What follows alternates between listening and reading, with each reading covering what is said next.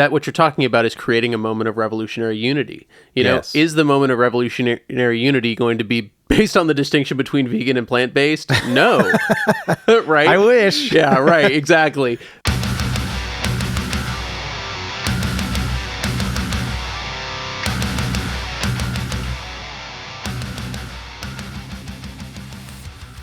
Hey. Hello. Welcome. Welcome to Left Unread. My name is Aaron. I'm Will. We are two dudes engaged in a radical self-education. That's right. We're simply two lucid dreamers attempting to awake from this nightmare. That's right. And this episode, we have read Critique of the Gotha Programme by Karl Marx. Yes, Dr. Karl Marx, back again. Yes, Dr. Karl Marx. Honestly, and I said this to you before we recorded, but I didn't realize how much I had been missing Marx. You know, we kind of picked this because we wanted to return to the classics of theory. I don't know, maybe to take our minds off of the current situation, we wanted something a little less contemporary. Yeah, it's weird how hungry we were for contemporaneous texts, and then we're reading them, and it's just so fucking depressing. So we're like, let's get back to the basics with the theory. And this has been on my short list for Marx for a long time. So I'm glad that we finally got to it, especially because, you know, you can fucking read this in 45 minutes. I mean, I will say we have a gigantic, huge edition with deeply compressed text, but this was 6 pages. So, you know, you can read it in a day. Yeah. In the time that it takes you to listen to this episode, you could have read it. Yeah. For sure. You know, and it's worthwhile, I will say. Marx provides a lot of additional context and some deep critique of Ferdinand Lassalle. Yes. Yes. Lassalle is to Marx what Kautsky is to Lenin. That's what it seems, yeah. I remember, on the... when we talked about Marx's so-called racism, I mentioned that there's a time where he uses the N-word to describe Lassalle, and it's unfortunate that that is the context I know Lassalle of in at all, you know? I know we have weird theoretical backgrounds, so to speak. You know, it's a shakier scaffolding than some might have to approach this context, but that was the only context I had for Lassalle. So coming into this, it was really incredible, one, to see Marx just continue to dunk on Lassalle over and over, and then two, to find out that at the time of publication in this text in 1875, Lassalle had been dead for 10 full years. Yeah. Marx actually says at one point, shortly after Lassalle's death, and that hit me like a fucking bomb. I was like, what do you mean? It means he can't fucking let it go. That's what it means. But it means that he was so ideologically incorrect that his legacy still is deeply affecting the path of the German Social Democratic Party today. Not today, but, you know. Marxist today. Yeah, at the time. So... yeah, that's really the appeal of this text. I mean, well, number one, Marx just being a catty bitch is fun. But two, like to see Marx engaging in critique of other communist programs, you know, socialist programs, I should say, is interesting. Like you said in the last episode, it's like the only real example of Marx critiquing actually existing socialism. It is as close as we're going to get. You know? Exactly. And that's really interesting. And it raised in me a lot of questions about the role of criticism. And I don't know, I have some questions around that really continues to drive my thinking after reading this. Mm-hmm. Yeah. It's interesting because the question that is at the end of this is that what would Marx have written? Like, and he does put some of his words to paper here, but kind of along the lines of what you're saying is like, what is the role of critique? It's, I don't know. It's a question of what really a program has to offer at the end of the day. What is the purpose of the program in general? If we're talking about the importance of a party program, what is that really? Because if you're looking at it from the direction that Lassalle is putting forth in the program that he's written, or did write at least, or influenced the writing of, versus the direction that Marx seems to put it, there's just something to be said about the wording of the program, what the purpose of the program is, I think. Yeah, well, I mean, that really gets at my primary question here, or topic, I guess. What this led me to thinking about is the need for defining socialism and why a unified understanding is so necessary, right? Because so much of this is really just parsing words. And I think there is a distinction between being pedantic and being principled. Yeah. And I think that is a very fine line to walk, right? But I don't know, all of my kind of reaction to this text is really a manifestation of that primary question. Like, a program is obviously quite important, and specificity in what that program intends is quite important. Like, most of this is Marx picking apart words that are in the Gotha Programme and saying, like, why didn't you define this? What does free state mean? You know, like things like that. Right. But also counter to that, at the very start, this is on 230 of our edition, I mean, literally the fourth paragraph in, Marx says, every step of real movement is more important than a dozen programs. So, like, you know, I kind of go back and forth on that. You know what I mean? There's obviously a line to toe. And to me, I was contextualizing this a lot in the modern conversation. You know, you hear calls about meeting the people where they are, you know, meet the people where they're at, while at the same time, there's a need to hold a firm theoretical line, you know what I mean? And I feel like those things are often contrary to one another. Yeah. The discussion around like communists over-intellectualizing and speaking above the people, so to speak, like, you know, you hear people all the time say, like, bring your rhetoric down to earth, but like the words that are chosen deliberately because they make a clear distinction. A lot of the Gotha Programme that he's excerpting here, I'm like, when you read it at first read, you're like, yeah, I don't disagree with that. Sounds fine. It sounds fine. And then Marx is like, yeah, well, actually. Right. I think that the level at which Marx is critiquing the wording of this really shows that what Marx's main critique of the program is as a whole, which is that it's specific when it doesn't need to be, and it's vague when it should be specific. You know, and I know that I've set myself up there. But, you know, there's times where he's saying you really didn't need to say these words at all. You know, like I was looking for the line on, this is on 235. By the way, sorry to do this so late, but we are reading out of the Grapevine edition, the complete works of Marx, of Karl Marx. Mine is definitely going to fall apart. But yeah, that, you know, so I'm so glad we picked an essay right in the middle of this fucking tome so I can crack the spine immediately. Yeah. No spine check on this bad boy. But sorry, 235. 235, yes, where he says, the question then arises, what transformation will the state undergo in communist society?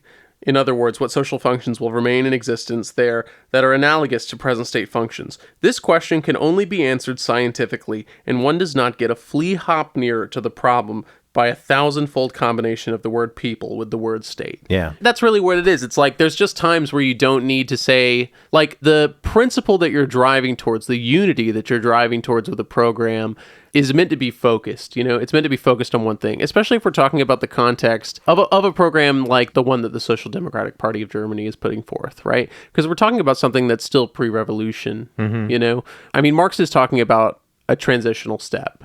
I guess that's a question I have about history that's just unknown for me, is that at this point, are they looking at this program as something that's happening post-revolution, like to put into place as a transition to communism? You know, I guess that's just context I'm missing for this, is like, what is the purpose of this program in the actual moment, right? Are they putting it forth saying, we've done revolution, the people have the potential to make communism now? Yeah, and now this. Right. Yeah.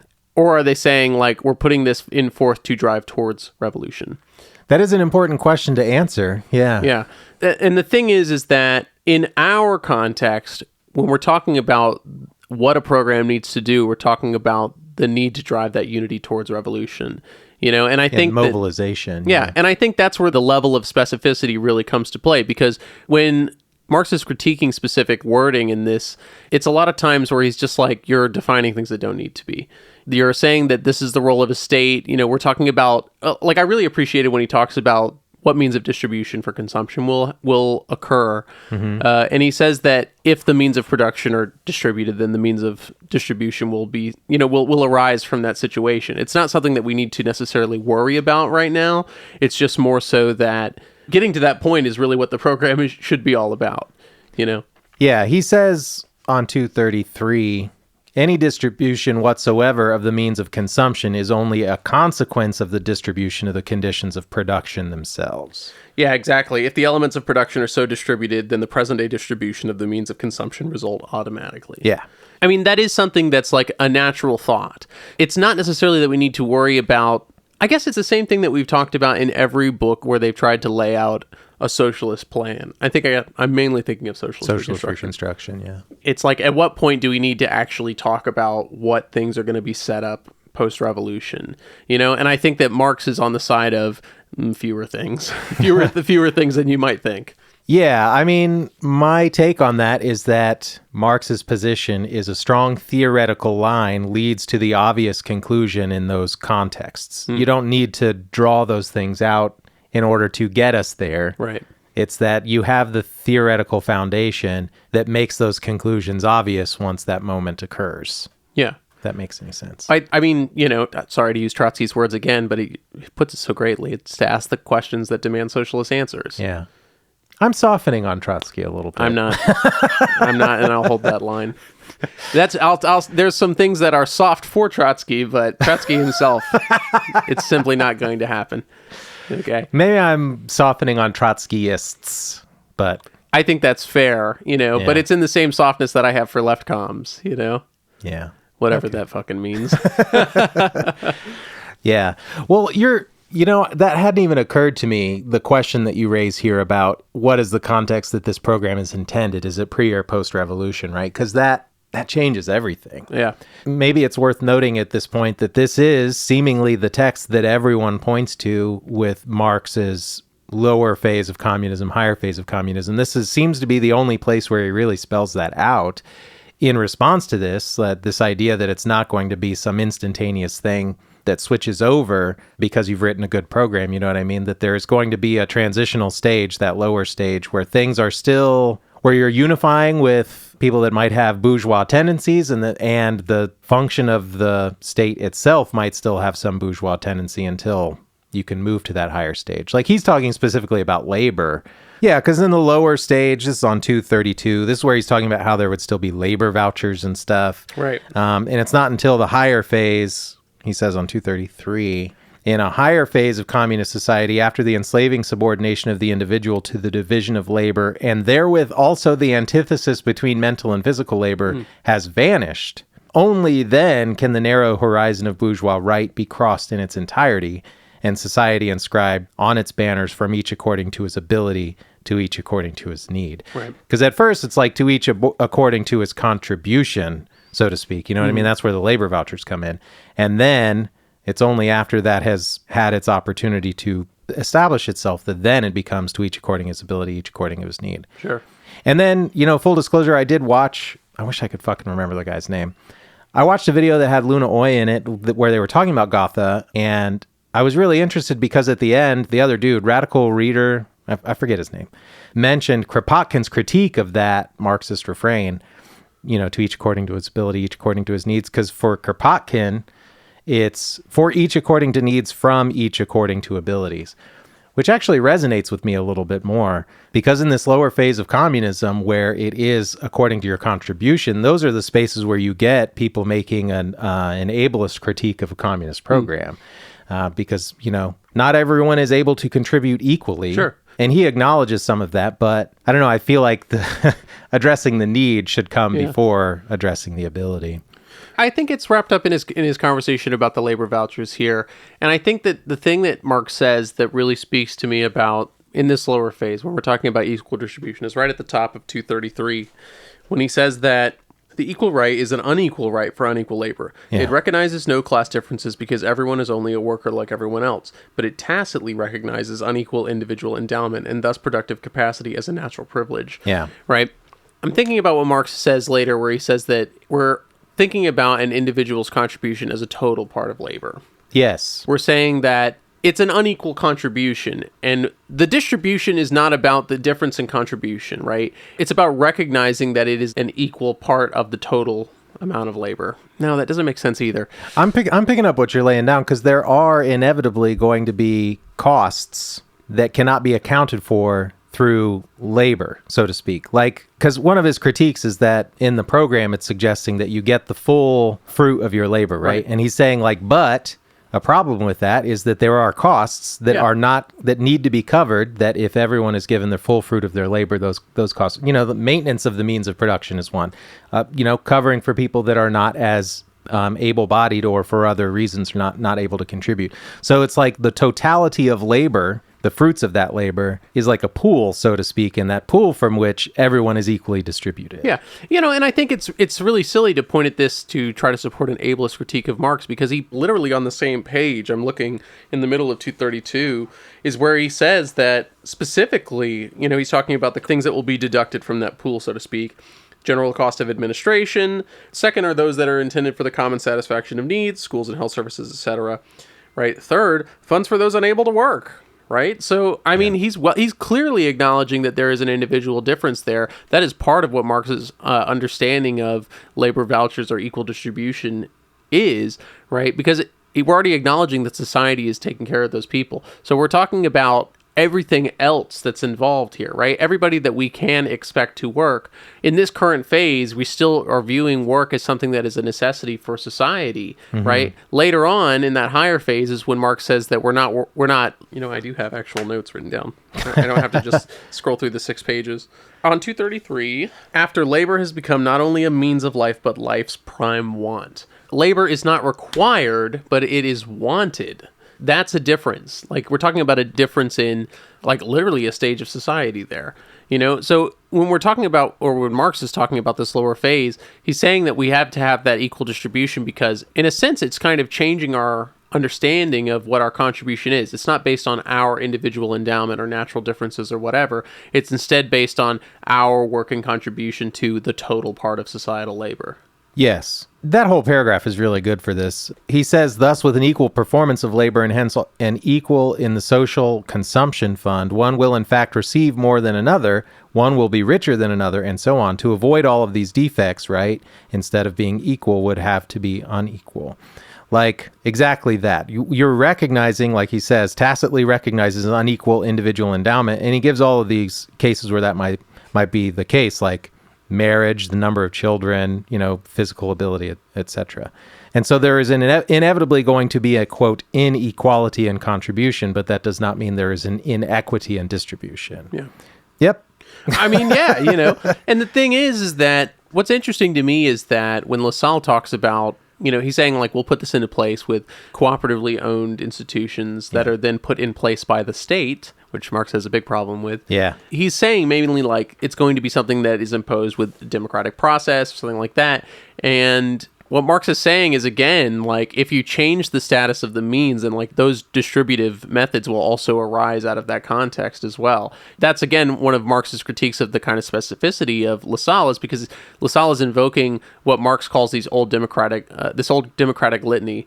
Yeah, all this shit that's already been guaranteed under other bourgeois regime that has not done anything. Right, universal suffrage, direct legislation, popular rights, people's militia, etc. And the thing is, it's like, you don't need to be specific about those things because we already are holding those values true with the means themselves. With the actual means of production, we are setting the stage for those things to arise as a natural consequence. Again, it's in the specificity of Lassalle's language, or whoever's language. I don't... Yeah. In the program. Yeah, I was thinking, part 4 is really where he focuses in on this notion of the free state, so to speak. And there was some interesting stuff in there. And I know that the dictatorship of the proletariat is more of a Lenin thing, but he does kind of get into that in this section here. This is the closest I've seen Marx come to it. Obviously, I'm not the most well-read Marxist scholar or anything, but because he's talking about the free state, and he's like, what the fuck is that? Yeah. And he goes on to describe how the state inevitably has to be subordinate to the people. It is not something that subordinates the people, but something that is subordinate to the people and enacts the people's will. Yeah. AKA dictatorship of the proletariat. Yeah. Well, also, I think it's interesting because it's what Marx is trying to reinforce here is the Marxist definition of the state, or, as we've been talking about it, as the Leninist definition of the state, which is something arising to assist society in continuing. And he's saying that the way Lassalle views it is the state is something that is like floating about, separate, that we take control of, and then, from that arises all of these socialisms that we institute with our lovely free state, our people's state or whatever.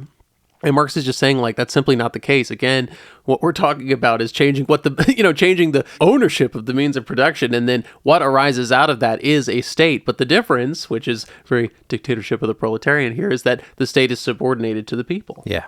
And that's exactly where Lenin draws it from. Yeah.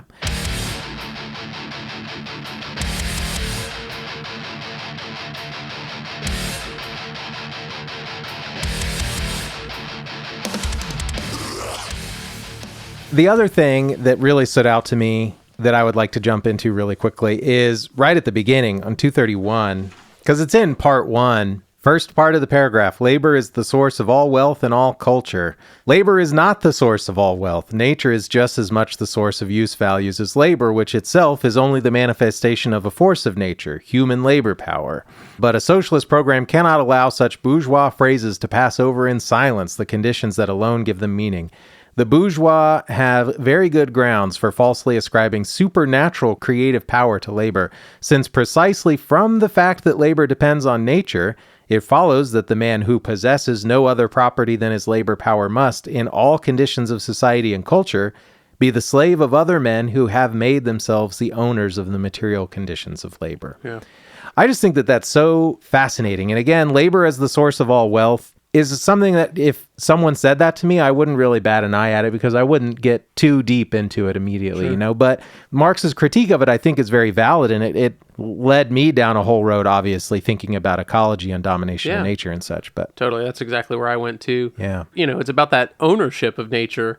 The fact that we see ourselves as owners, it just changes our perception of our own labor, you know. It sets the stage for this kind of capitalist relation. Yep. The same thing that we've talked about every time we talk about nature. And that's why I think like this, you know, I'm so torn about this.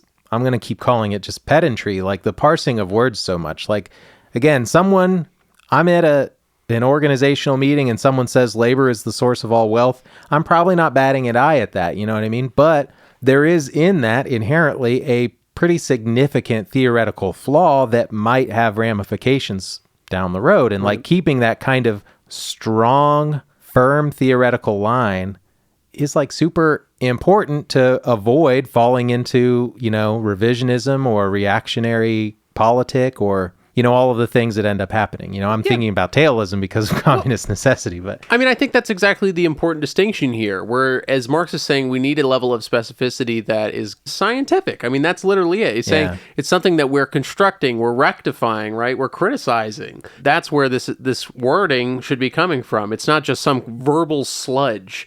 It doesn't need to be sloganeering. It doesn't need to be this mishmash. It needs to be something that we are consciously deciding on based on a method, right? A critical method, a scientific method. That makes perfect sense. I don't know. I don't have much of an elaboration on that, but I just think at the bottom, Marx makes a great point at the bottom of 231, where he says that isolated labor can create use value. It can neither create wealth nor culture, you know, and that's really where nature comes into play in my mind, you know, because just in this like great hypothetical, if you have access to nature, then you have access to use value, so to speak, through your own labor, right? In that sense, labor is creating all of that use value, right? But what Marx is saying is that it's not creating wealth because that's something that's created societally, right? It's a confluence of a bunch of different individuals that come together into this social process. And so even in the sense that the wording is forming what the way we look at the society around us or even our relationship to nature, it's important because the idea of creating wealth is something that we should be putting forth as something that is communitively driven, right? Something that is societally driven as a collaborative project, not something that's based on your individual labor, right? Which is something that the phrase originally might do. If you're just saying that labor creates all wealth, it's like, well, I have labor so I can create wealth. Marx is saying that's simply just not the case, you know? So there's a level of specificity there that's required. yeah, the idea that labor creates all wealth, I feel like that, though there is a grain of truth in that, the distinction is important because it creates, to carry on with that idea that labor creates all wealth would validate the hoarding of natural resources, you know, the conglomeration of goods that are the product of one's labor in order to maintain wealth, which is obviously not good. Yeah. Well, I mean, just like how Marx says it drives the slave society because you're already looking at people that own the wealth and saying, there they are, they're mighty and powerful. Yeah, because it's not a zero-sum game, right? Like, we're not at the beginning of humanity here. Like, wealth has been established. Right. And so there are ramifications to the idea that labor has created all of that wealth that dictate the way we view all of the history that came before us that would change the way we pay the future moving forward. But it's also kind of giving me cost versus value flashbacks from Capital Volume 1. Yeah. Yeah, it starts to get a little in the weeds, you know? Yeah. I don't know, because I was just thinking about the left, talking about the left with the left again, because it's interesting, because I'm just thinking about in a messaging sense, and I know I hate talking about fucking communications, but at what point does your level of distinction really matter when you're talking to the masses, I guess? You know? And I know that's kind of at the root of the question anyway. I have kind of a weird example. Yeah. Go ahead. Well, it just reminds me of when we were talking in the last episode about internet discourse, and I said that I don't know if the masses seeing the kind of ridiculous internet discourse that happens on, say, Twitter is really all that helpful, because it's very granular and kind of internecine, And that's kind of how I feel about some of the sloganeering debate here. Not to diminish the level of scientific rigor that Marx wants for us in our own slogans, or our own programs, I should say, not to sound demeaning to slogans or anything. But you can expend a lot of energy on this kind of discourse, and then at the end of the day, if your slogan is just as effective as the last, who gives a fuck? And I know that that's not a very rigorous and revolutionary attitude to have, but it's just kind of my gut feeling right now. Yeah.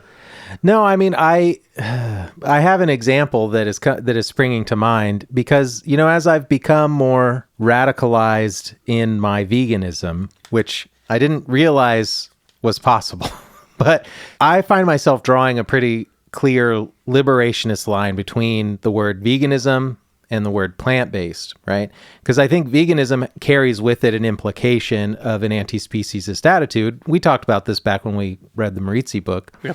To me, that's synonymous with veganism. An anti-speciesist, liberationist politic is synonymous with veganism. But I'm learning, or I have learned, that it's not for everyone else. So, for example, not to shit on anybody or whatever, but I had a fella that I was communicating with online that was like, I've been vegan for 6 years, but I also am considering hunting small game because, all this other sort of stuff. And he said he was vegan for sustainability. I'm like, you ain't vegan, brother.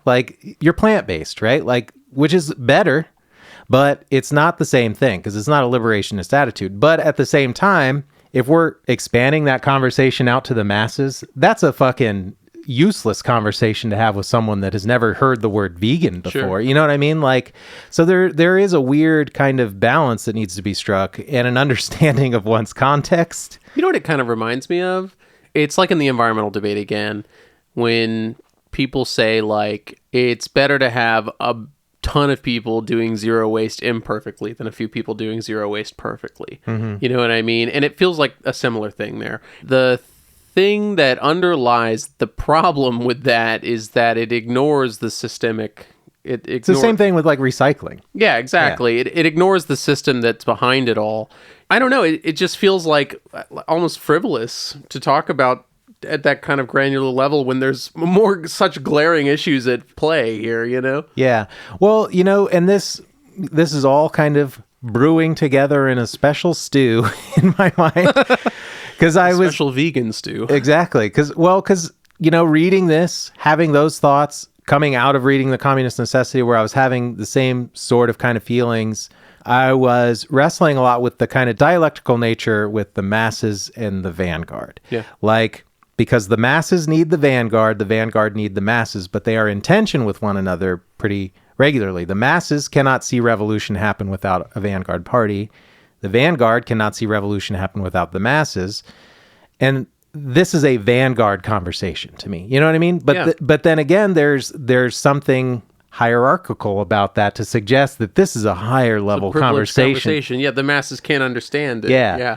But also what is the purpose of the conversation, I guess, is the question then, right? Because if the purpose is to mobilize movement, then you don't need to get that granular. If the purpose is to clearly define your program, then you do need to get that granular. Yes, and I think that that's where the distinction on what the program is for really matters, because that what you're talking about is creating a moment of revolutionary unity. Yes. Is the moment of revolutionary unity going to be based on the distinction between vegan and plant-based? No.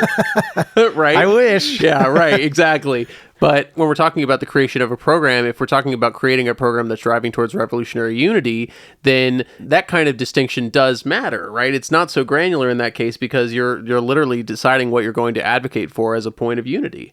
Yeah. And so in that sense, it is a vanguardist problem because the vanguard creates the program, right? But it's not that the program is created within the vacuum of the vanguard. It is still created within the context of the masses. Exactly. And what that entails is understanding that the granularity of your conversation has to be tempered a little bit also. Does that make sense? Absolutely. Yeah. Very interesting. I've been giving it a lot of thought. And it ties into this conversation about the role of critique also. The role of critique, the intention, Marx's intention obviously wasn't to publish this to go to the masses. It was to have a kind of more nuanced conversation. Yeah. But Engels chooses to publish it. So yeah. Clearly he says, which is, it's really funny because if you, in the I guess it's in the introduction or maybe the foreword somewhere. Whatever you call it. Yeah. He says that there's a lot that was cut out because it was too private. You know, it was too acerbic against LaSalle. He was, he was talking too much shit. He was being vicious. Yeah. So, you know, even this, when it was decided to put forth, that kind of granularity was tempered down because there was no purpose in having it. You know, it's that same kind of maybe scientific rigor that we've been talking about. So I don't know, you know. Yeah. And I don't know, there's a part of me also that's like the role of critique is obviously to help define the theoretical line and find ourselves scientifically toward the most correct line. But at the same time, I strongly believe that debate doesn't lead us to communism. You know what I mean? Like winning debates isn't going to lead us to communism. So knowing when and how to deploy that kind of rhetorical attitude, I think is important. I don't know. I just think of Lenin again. Unity for what? Unity for whom?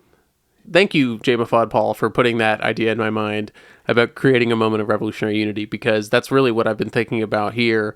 The vanguard is the party driving towards that moment. You know, the vanguard is choosing what moment of revolutionary unity to seize upon, and the conditions for that moment are present within the masses.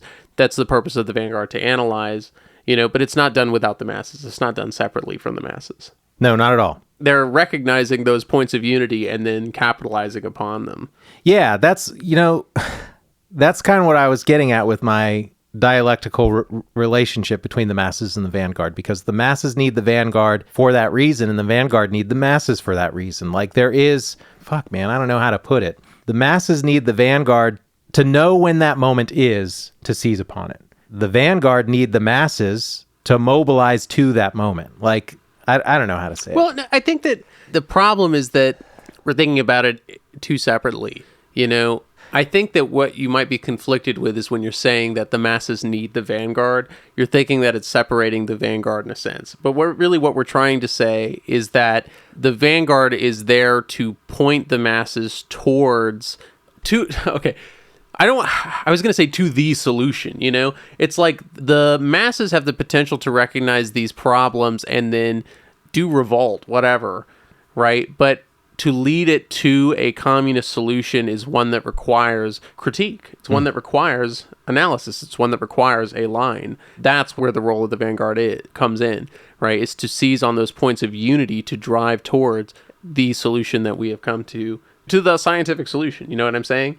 It's not that it's needed as a separate body, like some intellectual above elite to lead the charge. Not at all. It's just that they need a body of people to do critique and analysis on the line to ensure that the proper solution is achieved. Yeah. That sounded crazy, but... The vanguard will be of the people, not above the people. Yeah. Like, the Black Panther Party was the last real shot at a vanguardist party that we had here in the United States. I think they were seizing upon a moment in time where there was clear unrest around racism in the United States. They were also uniquely able to identify an internationalist attitude in the anti-war movement and to mobilize folks in that way. And that's why the anti-war movement by itself wasn't going to lead us to anything. You know what I mean? The SNCC wasn't going to lead us to anything significant other than incremental reformist wins. It required a party like the Black Panther Party to see how all of those pieces were coming together and to put their fucking money where their mouth was. Yeah. And demand the proper solution. Exactly. Yeah. While ameliorating the needs of the people in their community so they could be best equipped to participate in. Yeah, that's it too. It's not that they were just demanding it, but they were demanding of the people the solution. Exactly. They were saying, you need to get involved. You need to be a part of this community, this solution. That's the role of the vanguard. Yep. Hell yeah. We've done it, guys. We figured it out. We've solved it. Call the press.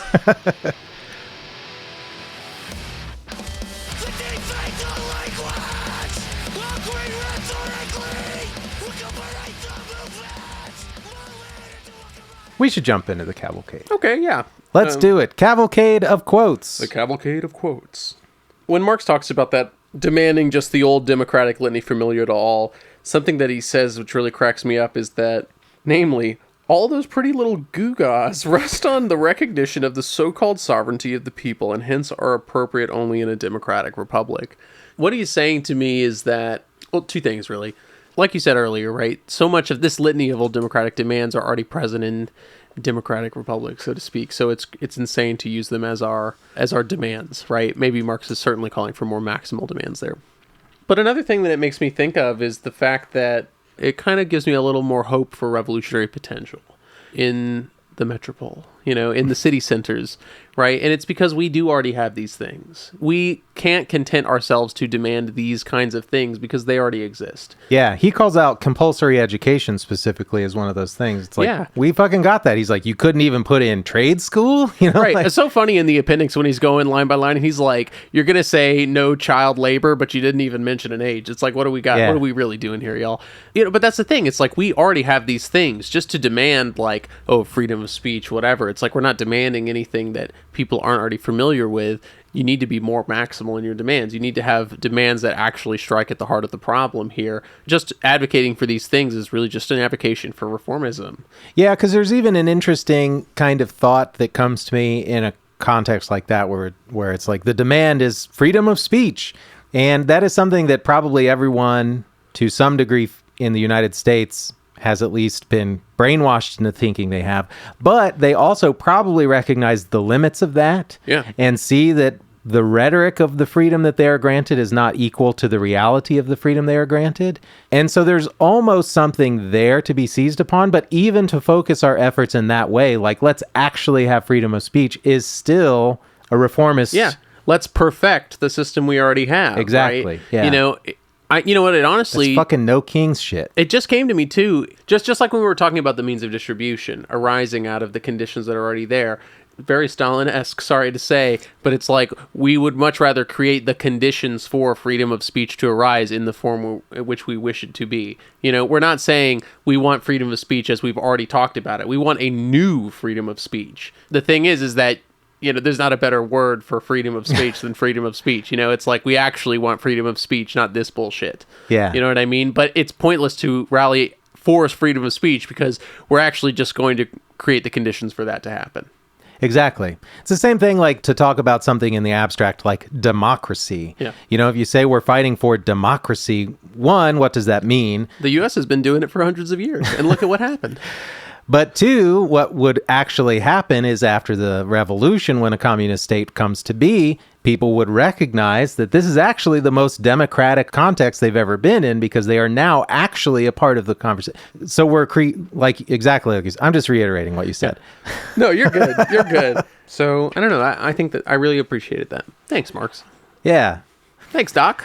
I mean, you got to call out some of the times where he's just being catty. Just shitting on LaSalle. On 232, the correction was introduced because LaSalle, for reasons now generally known, attacked only the capitalist class and not the landowners. In England, the capitalist class is usually not even the owner of the land of which the factory stands. I looked into that a little bit because I was like, what are the shots so glad there? You did. Yes, thank you. Please. What does that mean? Well, not a lot. It's just he's basically calling out LaSalle for kind of reactionary politic because he's too afraid. It's like the folks that are too afraid to call out Israel on their bullshit now. It's because like you're in the pockets of these people, and so you're actually tempering your language so as not to piss off not everyone. Offending anybody. Yeah. Another critique that Marx makes that I appreciated is when he critiques LaSalle for saying that the proletarian is the only revolutionary class. Everything else is lumped into one reactionary class. Yes. It's like, what separation are you making? Why are you making that separation? What's the purpose? Even in the manifesto, Marx says that there are potentially revolutionary classes because they are threatened with proletarianization or, otherwise. Yeah, he says they're relatively revolutionary. On 233, on the other hand, the proletariat is revolutionary relative to the bourgeoisie because having itself grown up on the basis of large-scale industry, it strives to strip off from production the capitalist character that the bourgeoisie seeks to perpetuate. But the manifesto adds that the lower middle class is becoming revolutionary in view of its impending transfer to the proletariat, exactly like you said. And so, I always have to kind of simplify things a little bit in my thinking, and I was thinking a lot about how there are, if unity is the goal, and I don't mean to be like a left unity guy or whatever, but If unity is the goal, we have to recognize the revolutionary potential in currently reactionary groups. Because there are, to say like we got the numbers kind of thing, is disingenuous if you're discounting all of those groups. You know what I mean? Right. Like the need to find solidarity with those groups that are not bourgeois, but maybe have a bourgeois tendency or a tendency toward that kind of reactionary politic. We need those people to shift to our side. I'm not saying that we moderate our position in order to temper. Right. It's not tailist here. What we're saying is simply that there are moments of revolutionary unity to be seized upon in some of these potentially reactionary classes, believe it or not. Exactly. Yeah. Exactly. How simple. Well said. You know, one thing I'll mention on 233, so he's critiquing Lassalle for saying, this is at the bottom of 233, the working class strives for its emancipation first of all within the framework of the present-day national states, right? And Marx has a bit of a problem with that because Lassalle conceived the workers' movement from the narrowest national standpoint. He is being followed in this and that after the work of the International. It's very funny, you know, it's like, because even on a previous episode, I've talked about the idea of revolution in the modern context as one being on a national scale. And Marx's question is really simple. It's just, why limit yourself to that? We hold forth that this is an internationalist movement. This is one that is for the global proletariat. So why think about it in the confines of the national standpoint? Why limit yourself to that? You know, is it just because you think it's easier to organize, easier to manage? You could probably do both. Even as you said in the context of the Black Panthers, you know, they were talking to all of these revolutionary movements all over the world. I just started the other day, like Ho Chi Minh, like Che Guevara, about the Ethiopian left revolutionary movement from the 60s to the 70s, which is not something I'm not familiar with at all. And in the introduction, he talks about there's a plane hijacking. They fly to Sudan. Sudan says, you guys are plane hijackers. We don't really want you. So they send them to Algiers. And in Algiers, they link up with all of these revolutionaries all over the globe. It really was a global movement of revolutionary fervor in the 60s. And so it's just so interesting to think that even on the historical principle, you can organize within a national movement and still hold internationalist values. You can still coordinate with these internationalist movements and parties and things. And so why limit yourself, really? You know, and I think that that's a very solid critique. Again, thanks, Doc. Yeah, that's an excellent point and a perfect example with the Black Panthers talking to folks in Cuba, talking to folks in Africa, talking to folks in Vietnam, all at the same time while still organizing here in the United States. They were an internationalist party, despite what anyone now might say. And why limit yourself? Yeah, you said it exactly correctly. Something so funny, I will add, it's not funny actually, but it is quite incredible, is that the Ethiopian revolutionaries thought of themselves as the Black Vietnam, which I thought was righteous. Righteous. Very, very cool. Yeah, that's dope. I have this quote I'm going to read. I'm not sure how this is going to come out. Sure. On 234, instead of arising from the revolutionary process of transformation of society, the socialist organization of the total labor arises from the state aid that the state gives to the producers' cooperative societies, in which the state, not the workers, calls into being. I mean, you know, reading this right after the communist necessity, I kept thinking about the communist horizon, right? And that felt very much like that because arises is so fucking passive. And I also was thinking about this in the context of syndicalism, this idea that magically it's all going to come together. Right. We write one beautiful state grant, and then everyone, based on the material incentive of state aid, will form beautiful, perfect, democratic, cooperative, socialist functionaries, you know? Kind of silly. Yeah. You know, I mean, and just below, this is what I was talking about having to look up earlier.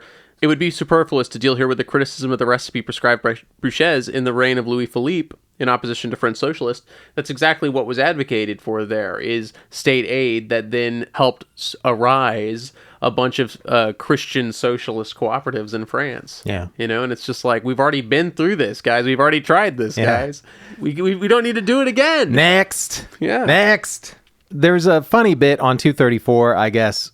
This is a minor comment, but I mean, he's framing this as a critique of Lassalle, so I'll just read all of that part, I guess. Since Lassalle's death, there has asserted itself in our party the scientific understanding that wages are not what they appear to be, namely the value or price of labor, but not only a masked form for the value or price of labor. Thereby, the whole bourgeois conception of wages hitherto, as well as all the criticism hitherto directed against this conception, was thrown overboard once and for all.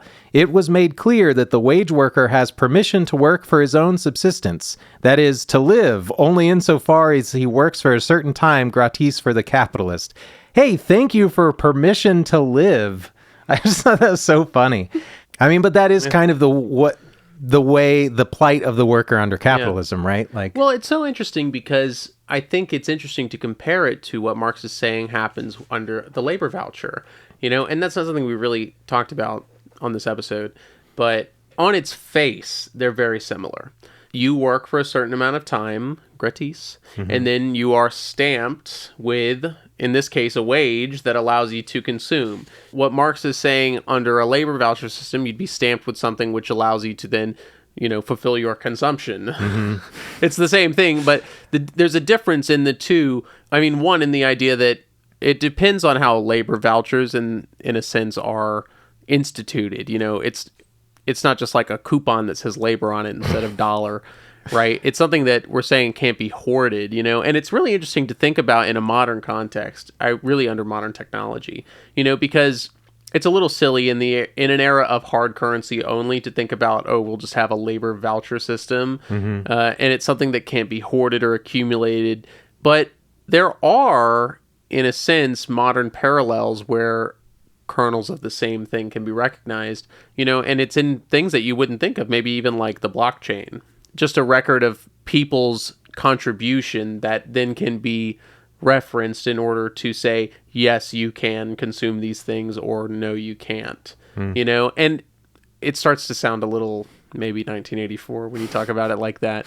But I would like more exploration of labor vouchers, even in a more real context than this one, because it's not 100% clear what Marx means here as a perfect system for labor vouchers or whatever. But it is also interesting to think about a transition from a capitalist society that is familiar with using money into a communist society, and I think that has much broader questions, even, in the context of things like China. So, yep. Yeah. If you have a good recommendation for something exploring that kind of transition or labor voucher, you can let us know at leftandredfeedback@gmail.com. Yeah, please do. That would be dope. In that case, you should read this if... I think you should read this if you want additional context that Marx can provide on an implementation of socialism. I think that if you've read other Marx and you have been more wanting for a concrete application of his principle, you can find a little bit more of what you're looking for in this text. For sure. Yeah, this is the most implementation focused his work has been that we've read so far, for sure. Certainly, yeah. You should read this if you have 30 minutes to spare. Yeah, you got a nice afternoon. Yeah, you should read this if you enjoy 19th century shit posting. If you like Marx being catty, this is a great candidate for that. Yeah, but really you should read this if you feel or see a lack of concrete direction in your organizational efforts. Yeah. Questions that you were left with? Yeah, many that I've already stated. What really does Marx envision as a perfect labor voucher system? What does lower phase socialism really look like? What role does a program really play in your party? I'm not looking for a perfect program or programmatic language or whatever, but like if you need to write a party program, what really should that do? Yeah, the question that you stated that really is sticking with me is like, what is the role of the program in organizing the masses pre-revolution, and what is the role of the program post-revolution, right? Because I think that they obviously have different priorities. Right. And then secondarily, the one that I stated previously is the one that I've really been wrestling with, which is kind of like, what is the line between pedantry and principle? And how important is it to define that line organizationally? I don't know, because again, it feels very much like the left talking to the left about the left when you get real deep in the weeds, but at the same time, you need to be explicit and clear in your intention as an organization. So There is a line. I want to know where it's at. It's with the masses, man. No. Okay, cool. Well, what are we reading next? Next, a good one. We're reading The Wretched of the Earth by Frantz Fanon. Yeah, I'm really excited. We've read Black Skin, White Masks on the podcast. If you haven't heard that episode, I recommend it. Yeah, as you said last time, you heard that this is a much different Fanon, right? Yeah, I listened to a really interesting interview with Mumia Abu-Jamal, and he is, I believe, in the midst of writing his doctorate about Fanon, and he was talking about the apparent radicalization that happened to Fanon between these two texts, and largely how Fanon's analysis of the effects of colonialism shaped so much of his worldview after the fact, and that becomes readily apparent in Wretched of the Earth, where it's not as clear in something like Black Skin, White Masks, where he has not been quite that radicalized yet. Yeah, I'll have to look into the timeline really, because as we said before, Fanon was heavily involved in the Algerian liberation struggle, and I'm curious how much of that happened before before this was published. You know what I mean? That is the distinction in my mind, is that Black Skin, White Mask is Fanon when he's still much more on the intellectual side, and maybe Wretched of the Earth is a reflection of his active involvement in fighting the colonial struggle. I feel like that's likely the case, but I'm trusting Mumia on that one. There you go, yeah. We'll have to find out. Yeah. And hopefully you will too. That's right. Don't get left unread. See ya. Bye-bye.